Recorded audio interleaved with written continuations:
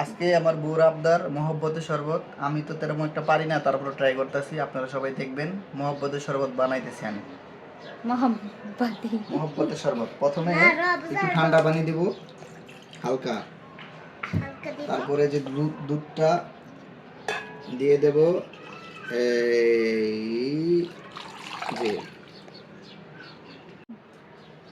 তারপরে এই রুয়াবজাটা ইনটেক, কিন্তু আমরা 1 কেজি বোতল নিয়েছিলাম, তো আমার আরেকটা বড় ভাই আছে, ওনারে হাফ লিটার দিছি আর আমরা হাফ লিটার নিয়েছি, তাই আমি এই বোতলটাতে আনছি, কিন্তু অরিজিনাল।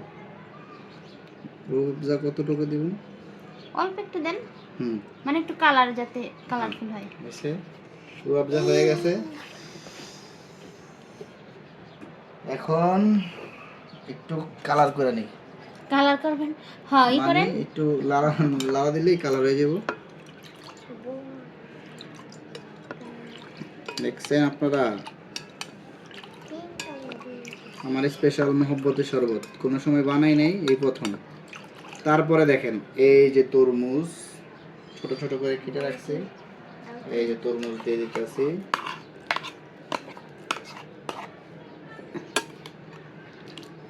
এই মহব্বতের শরবত, তারপরে পরিমাণ মতো চিনি। আমার মনে হয় চিনিটা একটু বেশি হয়ে গেছে। তারপরে লাড়া দেন, চিনি দিছেন, নাড়া দিলে এটা দিয়ে আবার লাড়া দিই না, চিনিটা ই করেন, মিক্স করেন।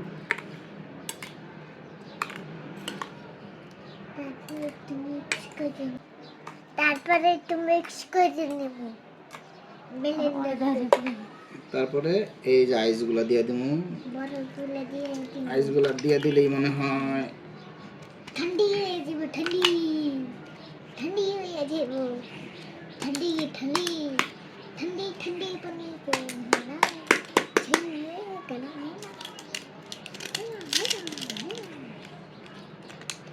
তারপরে একটু বরফ দিয়ে দিব। লাড়া দেন। তারপরে একটু লাড়া দিয়ে দিব। তারপরে একটু লাড়া দিয়ে তারপরে একটু নড়াচড়া দিয়ে দিব। তারপরে তৈরি হয়ে যাবে। কি বাবা তুমি? ছবিতে দিয়ে এই যে আমার রুয়াবজার শরবত, মহব্বতের শরবত। মোহাব্বতি শরবত। ওয়াজান দিব কখন? এই তো একটু পরেই দিবে। আচ্ছা, এলাম সেট হয়ে যেতেছি।